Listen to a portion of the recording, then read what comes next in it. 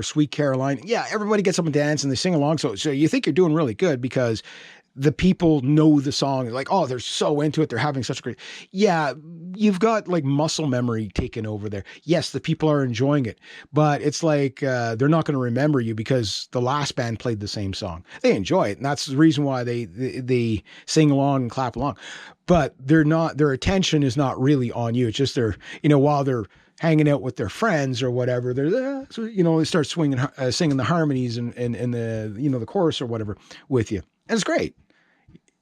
You want some songs, right? Oh, I guess my dad's chipping ice. But on the other hand, okay, there's another trick here.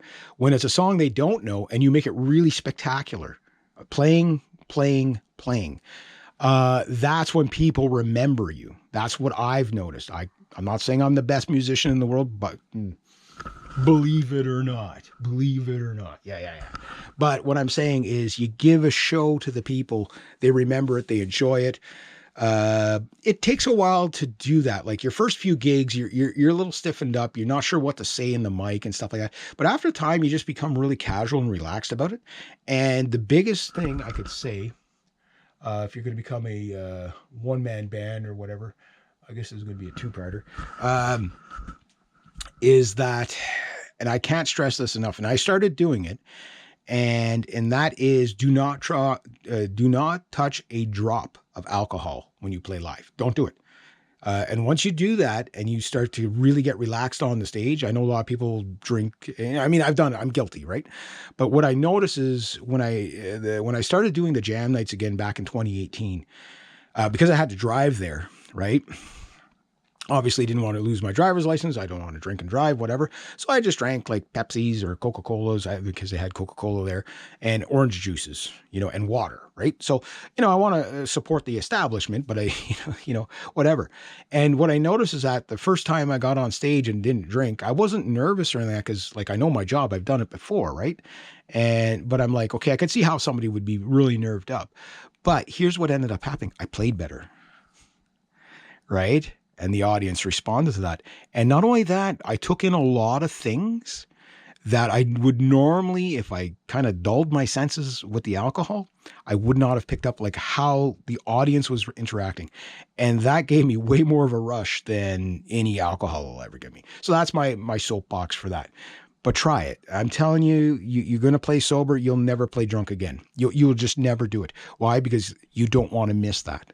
That's what becomes addictive. And not only that, you can critique yourself better, saying the next time I play this, I'm going to try this little thing. I'm going to try that little thing. So that's my goal for this summer. I played live twice last year. I know technically 3 times.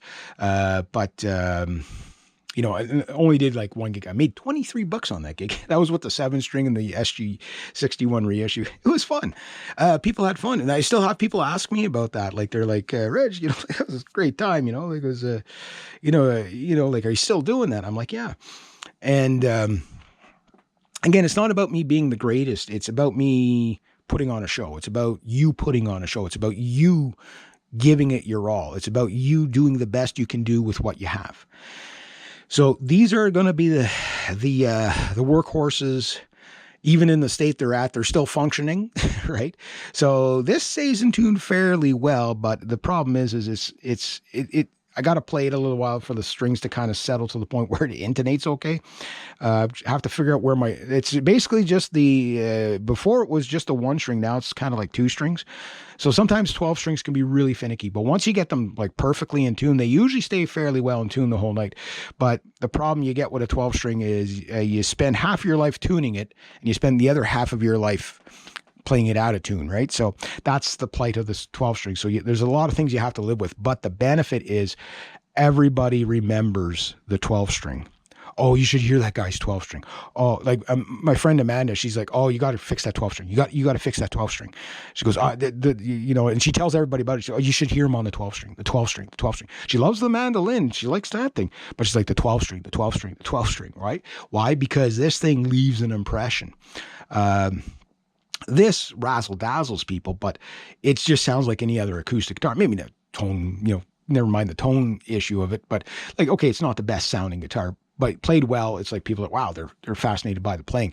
But if I do something on that, and then I do something on that, the same, it just sounds more cool on that. So anyway, some food for thought. There we go.